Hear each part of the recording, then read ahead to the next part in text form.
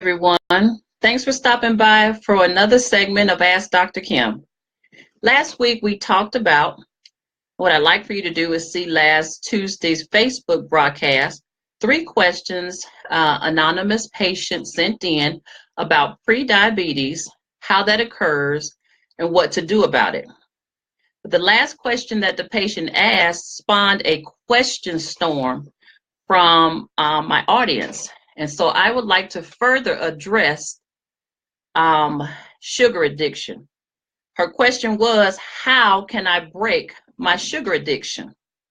And like I said last week, this right here, when that question came up, it became personal for me because it sparked revelation, not to just my own personal struggle, but all of our personal struggles.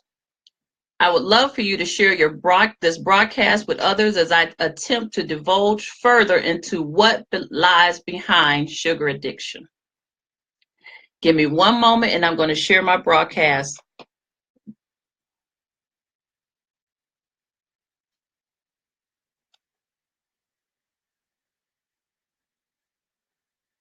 With my other pages.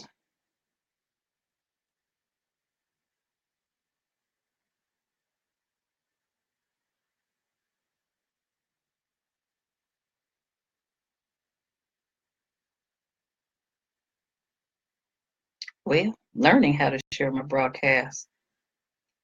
Okay, there I go. Okay, so I'd like to kind of actually introduce something that sounds very simple, but I don't think people realize actually what sugar is. Sugar is a type of carbohydrate or a simple fast acting carbohydrate. And of course, sugar in moderation is essential to our body. As a carbohydrate, it helps supplies our cells with the energy we need for daily activities. All of our cells use it. There's two main types of sugar.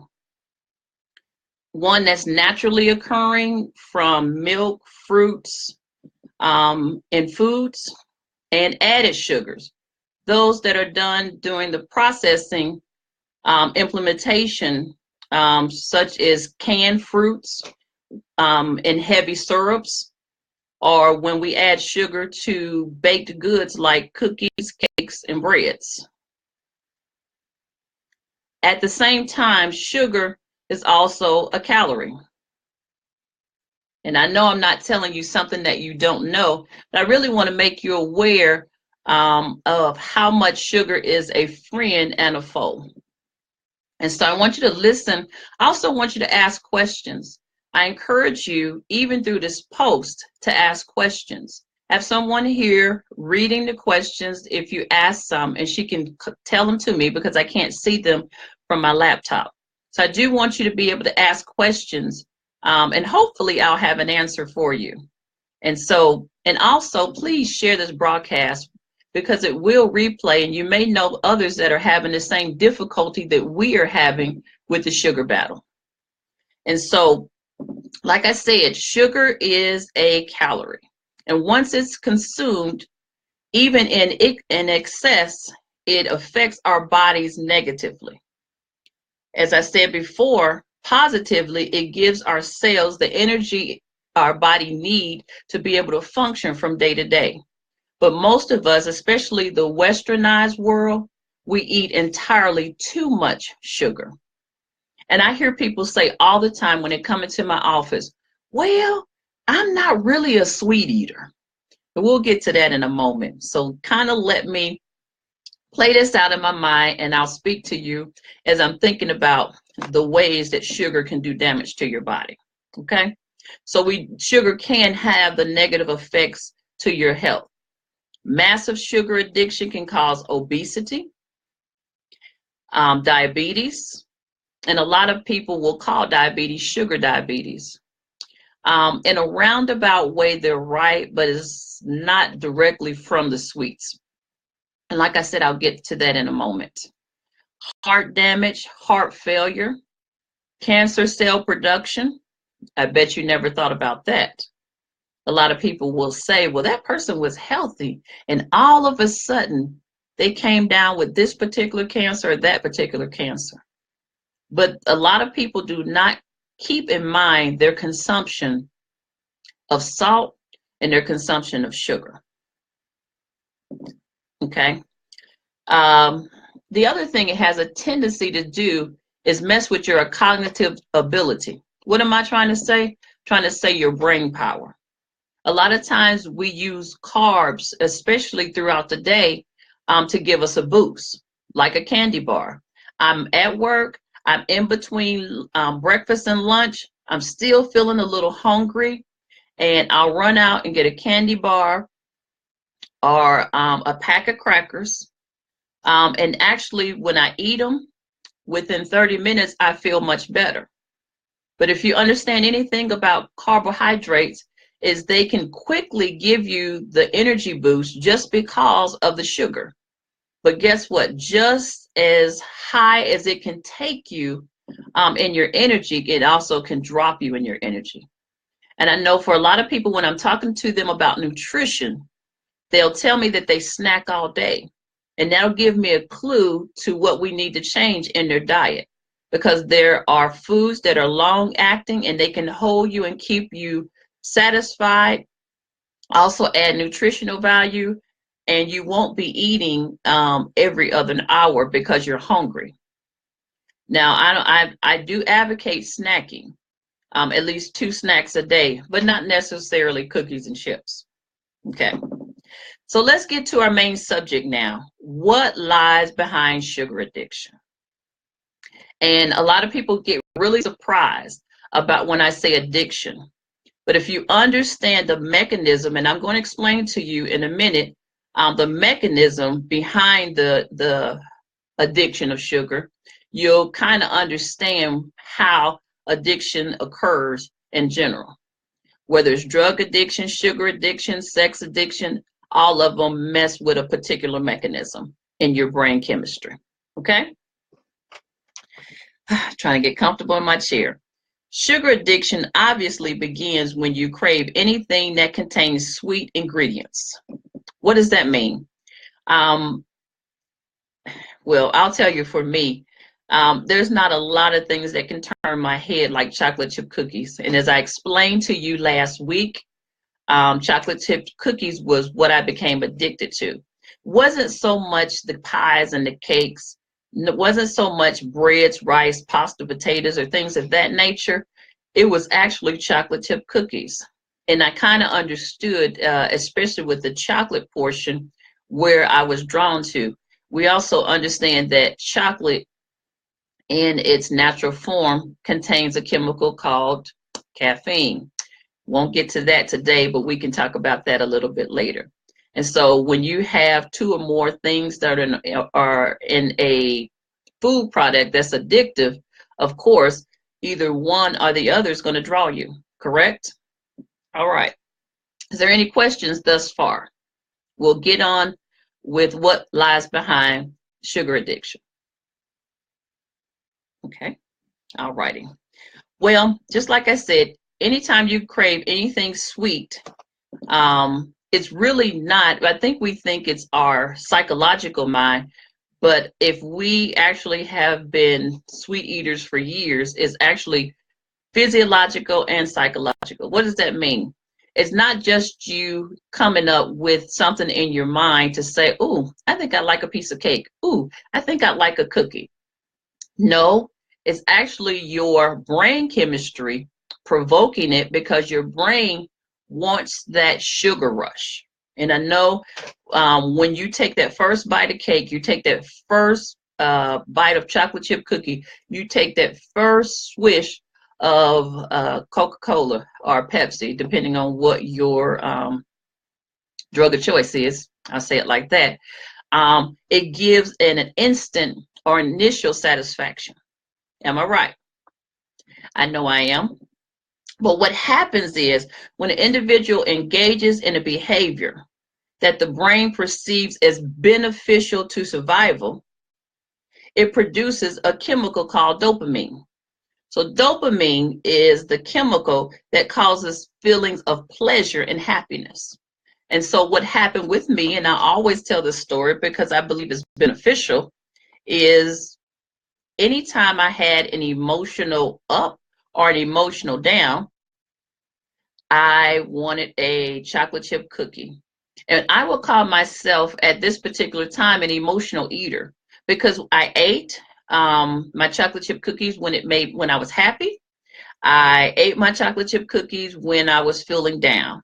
And so I allowed the chocolate chip cookie to be the satisfier or the pleasure that I needed to continue on. And we think, like I said, it's a mental thing. But after a while, when you establish a pattern of that or a habit, it becomes a physical thing. And your body believes that it not only wants it, but it needs it. Okay. And so the brain uses the dopamine as a reward system to reinforce particular behaviors.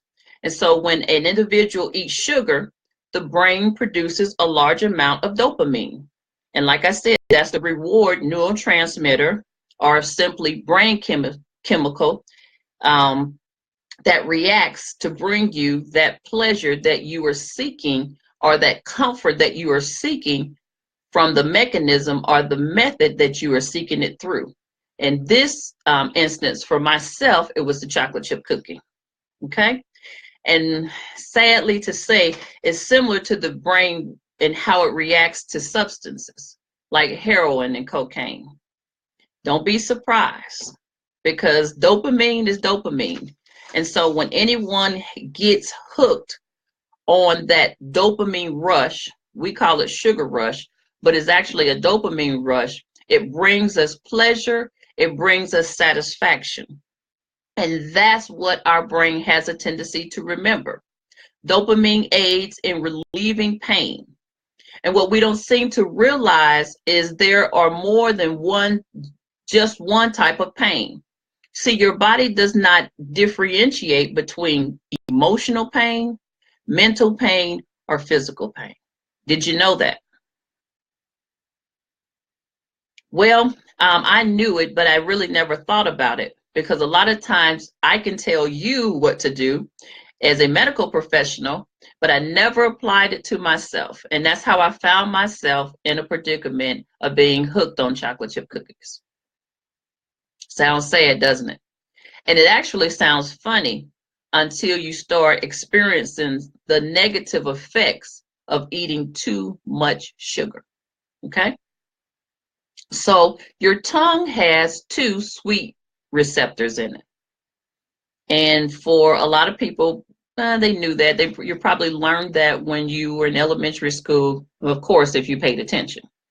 But you do have some sweet receptors in your tongue, sour and also salty, sweet tongue receptors, excuse me, and on your tongue.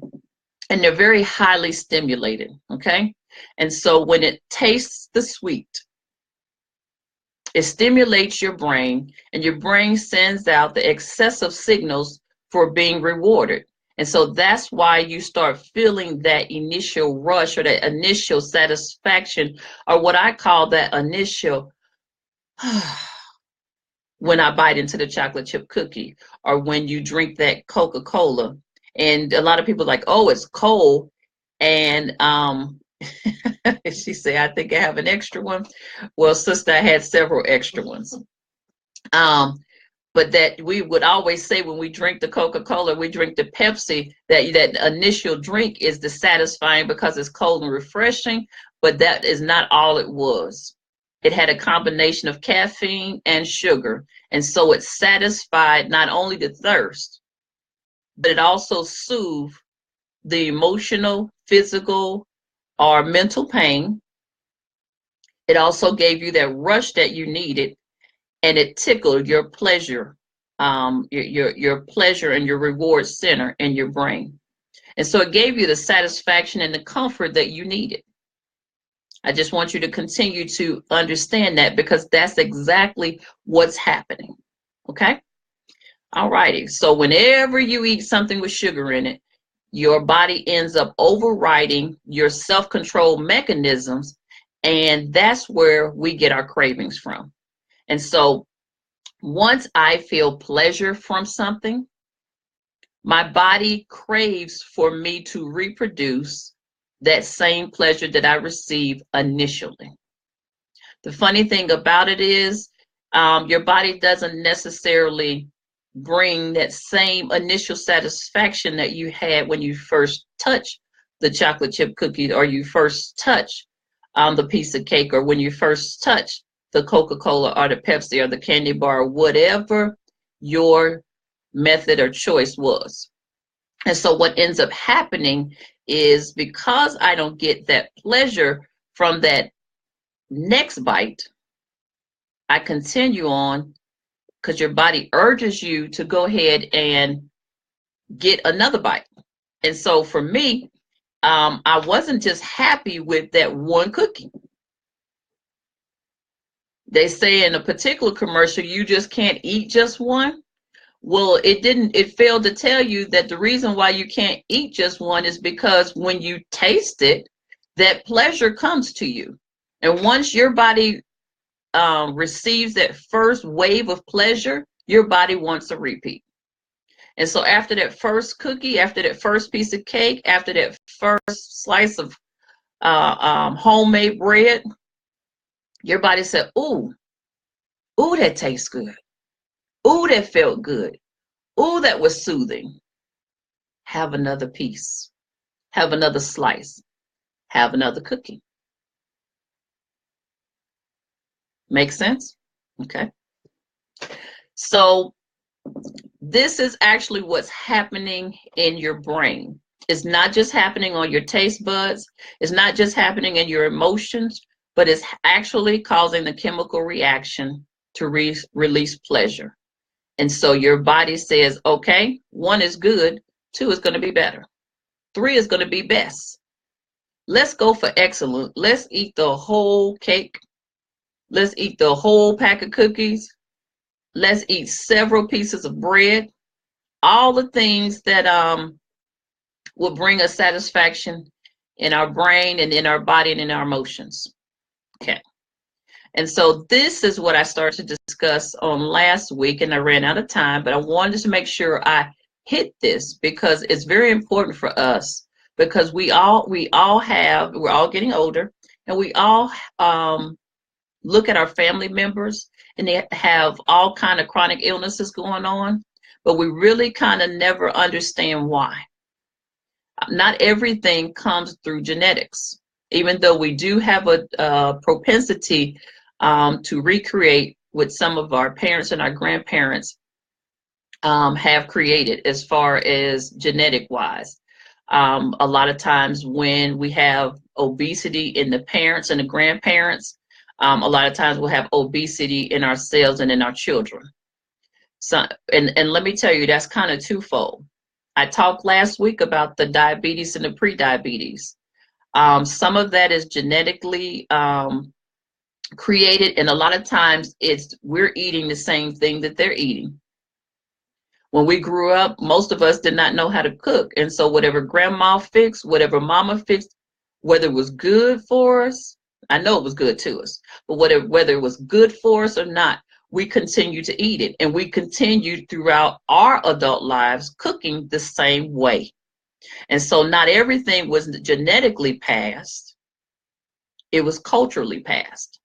And so if we're eating fried chicken, collard greens with ham hocks and turkey necks and what was them, neck bones, we got you know where I'm going. Mac and cheese and sweet potato pie, lemon pound cake, you know, all that good stuff that they used to cook. And they use and when I was growing up, and I'm not going to tell you how old I am, but parents, grandparents cooked, aunts and uncles cooked every day. And they cooked heavy every day. There was no sandwiches and soups. There was, I mean, even though we did, you know, after a while, McDonald's did come on the scene. But at that point in time, a lot of us could not afford to take our large family out to McDonald's. And so we ate um, a, a big amount of food all the time. But also, when I was growing up, we had a lot of outside time to be able to burn off all that energy. Well, now we've gotten technologically savvy, and we spend more time before the computer than we do taking walks, and exercising physically. And so a lot of us still eat the same way, but we don't exercise the same way. We're not as active as we were 20 and 30 years ago. And I would say for myself 40 years ago, but you didn't hear that from me. So these are some of the things that we are coming up against in our current situation of life, where we're eating whatever we want, but we're not losing the weight. We find ourselves in a pre-diabetic condition. We find ourselves gaining weight and not being able to lose it like we were 20 years ago. I used to run track. I used to be a cheerleader. I used to do this. I used to do that. Now I don't have time. And so I would really like for you, I have an article on here, and I wrote it. I think I have a 3-part article that I wrote on my Facebook, Ask Dr. Kim, called Weight Loss Ways. And if you want to understand how to get physically fit again, I give some tips in that. But we're not as active as we used to be. But I promise you, we have not decreased our portions when it comes to eating, especially sweets. And so, why is it so hard to eliminate or at least decrease the sugar? Well, like I said, over a period of time, the dopamine and the pleasure receptors and all of that starts mimicking habits. And what I mean by mimicking habits is start mimicking the effects of addiction, and it creates a high tolerance and craving for sugar. And even problems when it comes to withdrawal if we try to cut it out our diets. Because I know for me, it took a moment for me to realize what my real culprit was. My real culprit was not the chocolate chip cookies. The real culprit lied in here. And so what I had to do was connect the dot and realize that I had triggers that will cause me to reach for a chocolate chip cookie. So what were my triggers? My emotions. I have a person that I love dearly who says emotions are just like bad children. You have to get them under control or they'll run wild. And that's exactly true when it comes to our thought process, what trigger us to do certain things. And so my emotions ran my eating habits. I was not necessarily hungry or in need of chocolate chip cookies, like if anybody ever needs chocolate chip cookies, but I'm just saying. But I realized through the pleasure that it brought me that this is something that I really wanted to have in my life because it brought me comfort. It soothed my pain, whether how it be emotional or mental. And so this is what I realized when I connected the dots between what triggered me and how I developed a habit which became an addiction to not just the chocolate chip cookies, but the sugar and the caffeine in the cookies. I realized I had a problem. And so we laugh about it. It really doesn't make national news as like the opiate addiction and the meth addiction and the cocaine addiction and all of those things and your prescription drug addictions. But it's just as addictive, if not more, because anything that's hidden has more power than when it's brought to the light. And so that's really my job today, is for us to consider what's going on with our body and how to bring it back to good health. And so back to my question on why is it so hard to eliminate or decrease the sugar? It's difficult to resist. Once you have an addiction, it's difficult to resist your candies, your sodas, your pies, and your cakes. Just like your heroin and your prescription narcotics, your body has not only established a physical craving to it, you still have the psychological part of what it brings to your benefit, or so you think. And so I thought that the chocolate chip cookie brought me happiness. I thought it brought me joy. And so guess what? I continued on with it. Okay. And so the other thing I wanted to bring about, because I hear people say a lot of times, well, I really don't have a problem with sweets. And so I'm looking at their blood work.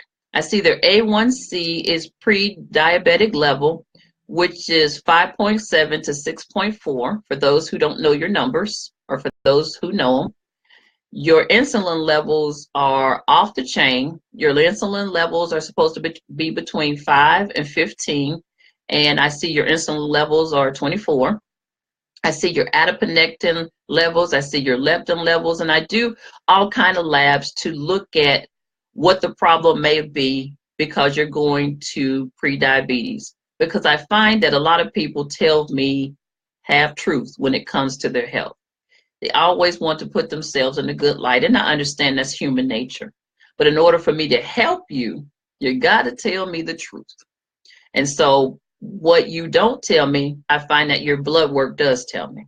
And so this helps me come up with a plan for how to get you unaddicted and get you back on the path to good health. Okay? So back to the other hidden factor. You're not a sweet eater.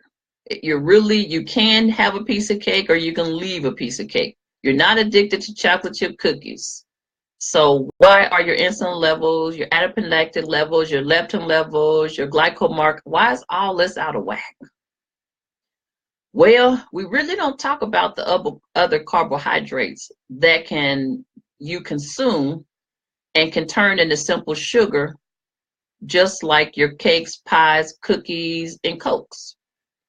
What am I talking about? I'm talking about your white bread, talking about your white pasta, I'm talking about your white rice and your white potatoes. Can I get a witness?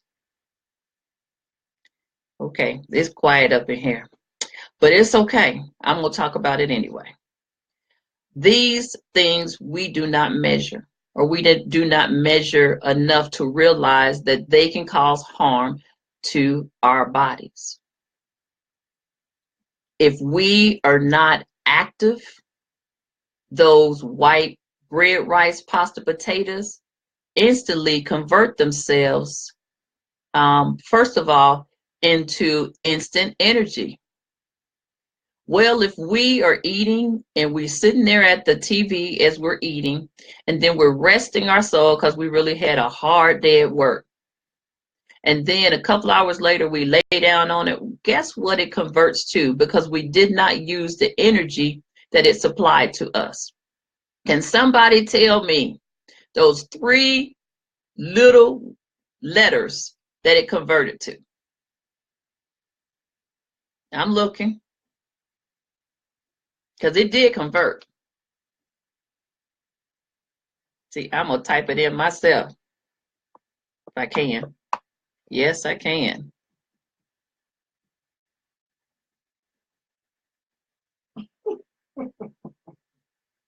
Uh-oh. Uh-huh. Uh-huh. No, not sugar. It broke down to the sugar, it broke down into a simple carbohydrate, into sugar, into energy. Once we did not burn that energy, it turned into those 3 little letters that cause us a lot of problem. Yes, ma'am, fat. And so we do that day in and day out. Guess what's going to happen to us? I won't even say. I won't even say. So I've talked a little bit about the problem. Let me see if I could talk a little bit about some solutions. I really want you to not shame yourself, because once upon a time, we've all of us had this particular problem. I know for me, and this is, let me say this, for people who have established a pattern of addiction, and I know that that word is real harsh, but it is what it is. Like myself, me and the chocolate chip cookies had a love affair. But you always have to understand that that will be a battle that you will have to fight from here on out, because your brain has a long memory. Okay.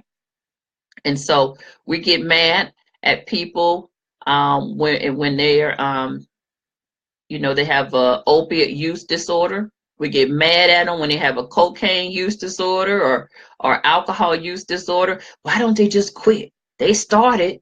Well, you know what?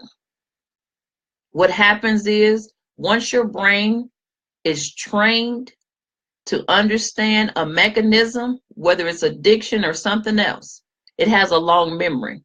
And so understand that addiction, when you have trained your body and you've trained your brain to accept something as pleasurable, your brain will remember. Okay? Understand that your brain will remember. And so I don't want you to beat yourself up over it, because eating too much sugar is counterproductive. But I do want you to understand that this habit, this addiction, can be changed over time. Okay? The cravings or the desire to have the sugar never stops. So I don't want you to think, because you've had that problem before, that you can be instantly delivered. Well, I won't say that you cannot be instantly delivered, because I believe. But for most of us, even if we have been delivered, we have to be oh so careful not to fall back into traps. Okay? I'll just say it like that. And for those who have an ear, let them hear. And so most sugar addicts, I should say, can experience a slow, healthy eating adjustment in their behaviors. Okay? I will give you some strong points towards sugar-free freedom. Okay? Moderation, moderation, moderation, moderation. I need for you to, number one, deliberately read the back of your canned goods, your box goods, and any foods that you bring in the house. Understand how to read the nutritional facts on the label, and specifically look for the number of sugar grams included in both added and natural sugars, because they both add up. Okay? Learn the names of sugars, because a lot of time we're thinking that it's going to say table sugar, and if it doesn't say table sugar, then it's not going to affect me negatively. Wrong. There are many different types of names of sugar. For example, there is table sugar, brown sugar, molasses, honey, beet sugar, cane sugar, confectionate sugar, powdered sugar, raw sugar, turbinado, maple sugar, high fructose corn syrup, maple syrup, agave nectar, and so on. Fructose, sucrose, lactose, glucose. There's several different types of name of sugar. And I think sometimes when we don't just see sugar written on there, I think we get a little bit confused and think it's okay. But you got to be smart in your nutrition. You got to be smart in your health. Okay? And so I would like to encourage you, because I don't want to stay on here too long, but I would like to encourage you. First of all, share this post with someone you understand, and well, just share it with everybody, because you really don't understand what the struggle is. A lot of us have a good way of hiding it. My husband didn't know for years that I had an issue. You know why? Because I hid it well. And so share it, because you never know who's going through and what they're going through. Okay? And so I would encourage you to do more research on what is going on with you in your body. Okay. And for those of you who are more interested in knowing more or getting nutritional evaluation, I encourage you to inbox me on through Facebook or email me through askdrkim@gmail.com. Okay. Is there any questions before we close this broadcast? And as I'm waiting for questions, I will state again, you can inbox me at in Facebook or Ask Dr. Kim on my Facebook page, or you can email me at askdrkim@gmail.com for any further information or to set up a nutritional appointment. Any questions? If not, I'll see you next time. Have a great, fantastic, and healthy day.